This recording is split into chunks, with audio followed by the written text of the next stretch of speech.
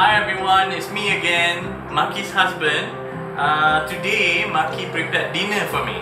And what she prepared is Salmon Spinach Cream Stew. I'm pretty sure right now I'm showing you some videos, zoom in the stew.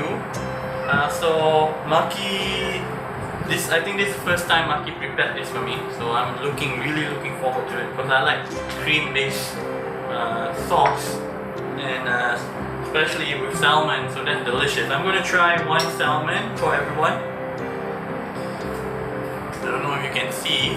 So this is the salmon, and Maki put carrot, horenso, basically spinach, potato.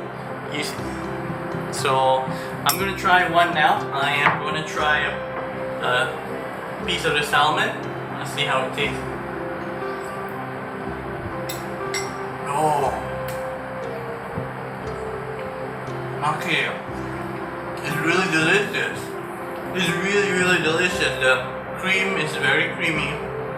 Salmon is very tender. I'm gonna try the spinach now. Spinach, yeah.